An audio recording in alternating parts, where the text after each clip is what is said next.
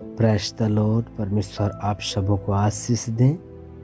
आज का हमारा विषय है परमेश्वर के पवित्र भक्त बनने में 3 रुकावटें हैं, जो आज इस विषय को हमें बहुत ज़रूरी है सुनना और बहुत ही ज़रूरी है जानने के लिए, क्योंकि आज हम परमेश्वर के पवित्र जन नहीं बन पा रहे।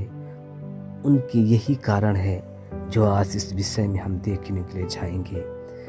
पहली बात है, मुझे निश्चय है कि इसका पहला कारण कपट है। पवित्र बनने के लिए पहला कदम सदैव यही है कि समस्त कपट और दिखावे से दूर रहा जाए। आज ये कपट सबसे ज़्यादा हमारे जीवनों में है, जिसके द्वारा हम परमेश्वर से बहुत दूर पाए जाते हैं। कोई भी व्यक्ति परमेश्वर का पवित्र जन तब तक नहीं बन सकता जब तक वह पूरी रीति से अपने जीवन से कपट को दूर करने का प्रयत्न न करे। प्रकाशित वाक्य के 14वें अध्याय के 1 से 5 में ऐसे ही लोगों का चित्रण है जिनके मुंह से कभी भी झूठ तक नहीं निकला था, तथा जो निर्दोष थे। बहुधा हम में हमारे सोचने से भी अधिक कपट होता है। हम में से ऐसा कोई भी नहीं होगा जो यदि ईमानदारी से बताए तो उसे यह न कहना पड़े कि बहुत बार उसने जैसा वह नहीं है वैसा दूसरों को दिखाने का प्रयत्न किया है। हमें यह आदत छोड़ देनी चाहिए। यदि हमें सचमुच पवित्र बनना है तो सदैव यही प्रयत्न करना है कि यह आदत हमें न रहे। हमारा जीवन पारदर्शी होना चाहिए। हम जैसे हैं वैसे दूसरों को दिखना भी चाहिए। मैं जानता हूँ यह सरल नहीं है। सब प्रकार के कपट से सदा मुक्त रहना जीवन भर की लड़ाई है। यही पहला कदम है और इसके बिना कहीं भी कभी भी आत्म जागृति नहीं हो सकती। यदि हम अपने जीवन से कपट रहित होने को संकल्पबद्ध न हो तो यह सोचना हमारी मूर्खता होगी कि परमेश्वर हमारी आत्म जागृति की प्रार्थनाओं का उत्तर देगा। कपट सच्ची मसीही संगति में भी बाधक है। बहुत छिपी हुई कटुता और क्षमा न देने की आत्मा मसीही अगुओं और विश्वासी और मिशनरियों के हृदयों में दबी रहती है। ऊपर से तो भक्ति की चादर ओढ़े हुए रहते हैं, किंतु भीतर बुराई और बुराइयों भरी रहती है। यदि हम परमेश्वर के पवित्र भक्त होना चाहते हैं तो हमें इन्हें पश्चाताप कर छोड़ देना चाहिए। कपट और दिखावे के पापों को यीशु ने सबसे अधिक धिक्कारा। उसने अपने शिष्यों से कहा, फरीसियों के कपट रूपी खमीर से चौकस रहना। प्रारंभिक कलीसिया में इस पाप के दिखाई देते ही परमेश्वर ने इसका न्याय कठोरता से किया। कहीं पूरा गुदा हुआ आटा ही खमीर न बन जाए, इसलिए परमेश्वर ने उस दंपत्ति को मृत्यु दंड दिया। हम प्रेरितों 5 अध्याय के 1 वचन से देखते हन्ना और सफेरा के विषय में, जिन्होंने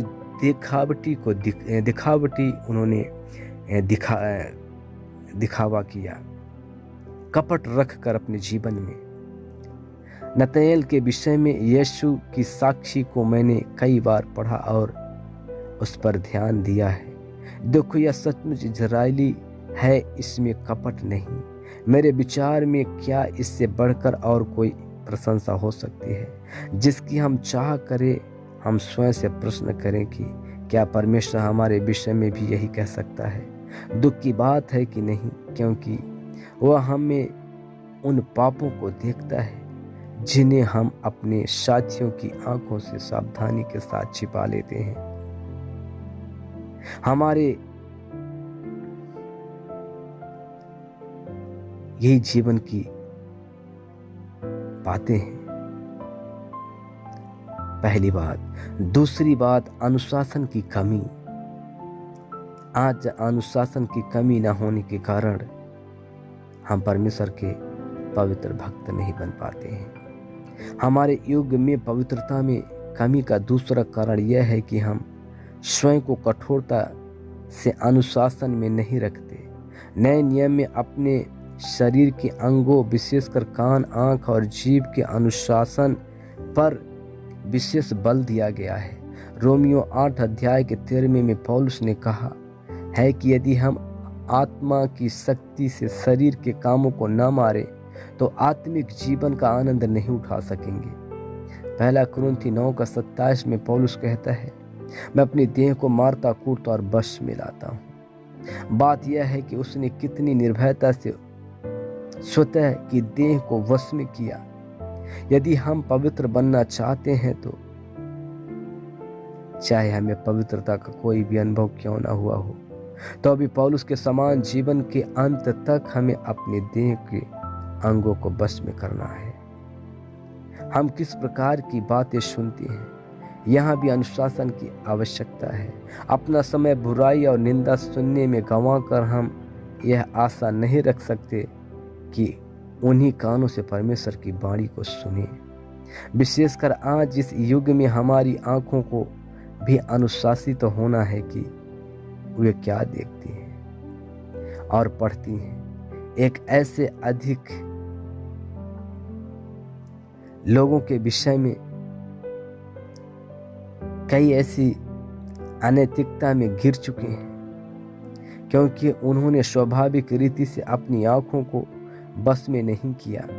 इस क्षेत्र में अनुशासन होने के कारण अधिकाधिक लोग अपने सोच और विचारों में लगातार गिरते जा रहे हैं। हमारी सनातन प्रार्थना होनी चाहिए, मेरी आंखों को व्यर्थ वस्तुओं की ओर से फेर दे। हमारी जीभ को भी पवित्र आत्मा के नियंत्रण में होना चाहिए। मसीह कलीसिया में आत्मिक मृत्यु फैलाने वाला संभवतः जीभ से बढ़कर और कोई नहीं है। जब यशायाह ने परमेश्वर की पवित्रता का दर्शन किया तो उसने स्वयं को जीभ के विषय में प्रमुख रूप से दोषी पाया कि उसने उसका किस प्रकार प्रयोग किया था। स्पष्ट है कि जब तक उसने स्वयं को परमेश्वर के प्रकाश में नहीं देखा तब तक इसका अनुभव नहीं किया था।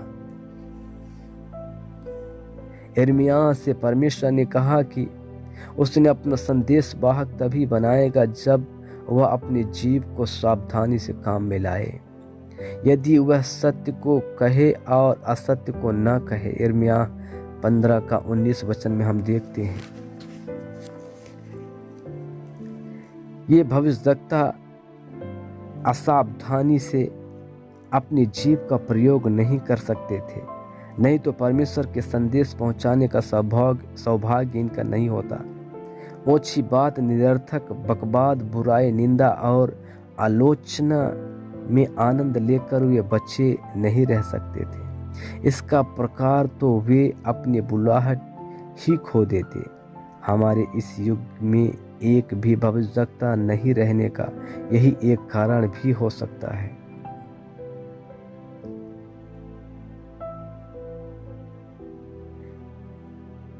में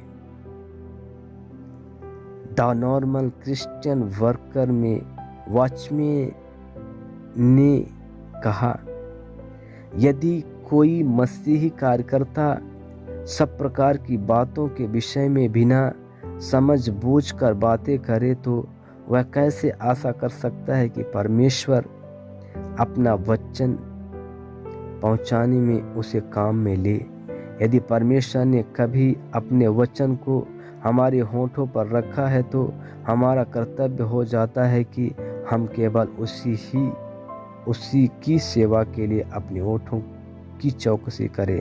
अपनी देह के किसी अंग को एक दिन उसकी सेवा के लिए अर्पित कर दें और दूसरे दिन अपनी इच्छा अनुसार उसे काम में लाने के लिए वापस ले लें।